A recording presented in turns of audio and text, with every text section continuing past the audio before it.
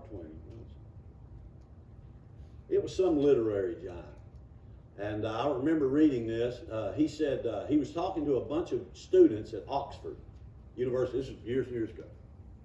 Kipling, I think it was Kipling. And he was before the class talking to the students, and he told them, he said, young men, he said, you're sitting in here today, and he said, you come from wealthy families, or you wouldn't be here. And your parents have amassed a lot of wealth to be able to afford you to send you here to this prestigious school. And he said, most likely you have amassed some wealth of your own. He said, but in the course of time, through the years, you're going to come across somebody who doesn't hold money with the same reverence as you do. And he said, in that moment, you're going to find out just how poor you really are. Yeah. In other words, what he was telling them is that your money is a nice thing to have. But if you don't have character, you find out real quick how poor you are when you don't have any character to go with it. And see, Naboth had some character.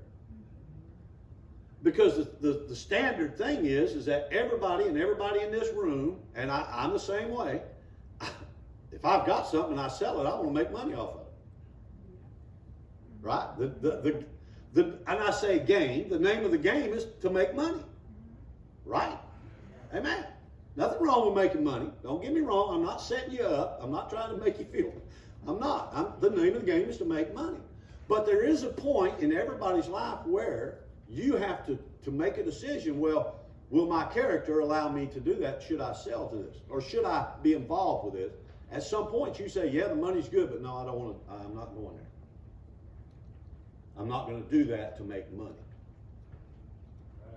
See? And Ahab doesn't understand that because his thing is he's looking at Naboth. He said, man, I'm fixing to buy it. He's going to make 10 times what it's worth, but he won't sell it. Or I'll give him a better vineyard. Everybody wants to have a better piece of land. So Ahab can't comprehend that. Why? Because Ahab has no character. None. So when you set your little darlings down in front of the TV and you look at these people in Hollywood and all that they are and all that they do, listen, they have zero character. Yeah, exactly. But we'll make heroes out of them. And we'll let our little kids run around with Captain America and old Wolverine and Thor and all this other trash. Dress up like them, act like them, run around and let them be heroes like them. And it's fine and dandy. Oh, look, he just looks so cute in his little Thor underoos. I'm going to have to buy him some more. And what is he doing? He's looking up to that.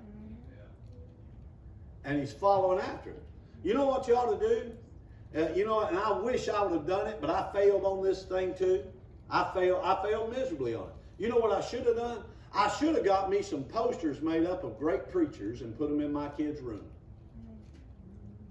Of Billy Sundays, maybe some Dennis Hicks posters of men that they could follow after. Amen? Some Earl Hughes. How about some of them? Put those up. There's some heroes. There's some men with character. Amen. See? But I didn't do that. I should have. I wish I'd have thought about it then instead of now. That's the ones I should have been teaching my kids to look up to. Instead of Batman, Robin, Superman, all this other dribble. G.I. Joe, all that junk. All right, so back over here in Matthew chapter, Matthew